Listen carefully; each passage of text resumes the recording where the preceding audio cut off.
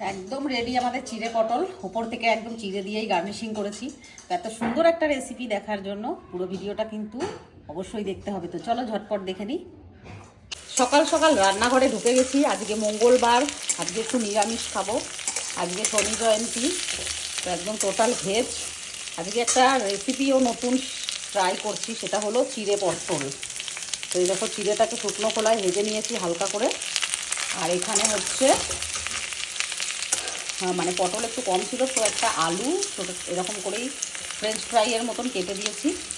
তারপরে এখন একটু লাল লাল করে ভাজবো। আর তেলে, সর্ষের তেলে ফোড়ন দিয়েছিলাম, কালো জিরে ভালো করে ভাজবো।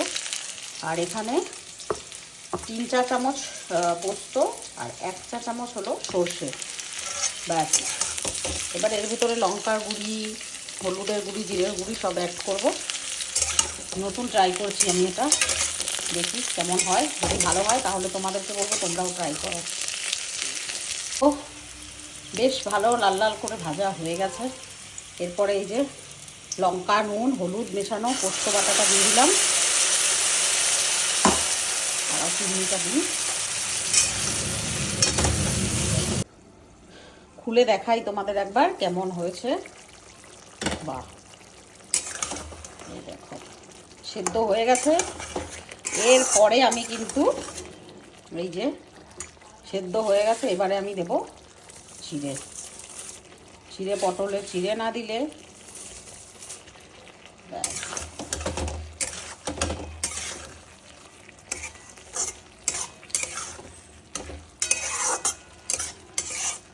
পুরো রেডি। এরপরে একটু ওপর থেকে দেব ঘি। হাত খুলে দাও ঘি। তো ব্যাস রেডি। এবার একটু ঢাকা দিয়ে দিলাম। একদম রেডি আমাদের চিড়ে পটল। উপর থেকে একদম চিড়ে দিয়েই গার্নিশিং করেছি। তো এত সুন্দর একটা রেসিপি দেখার জন্য পুরো ভিডিওটা কিন্তু অবশ্যই দেখতে হবে। তো চলো ঝটপট দেখে নিই।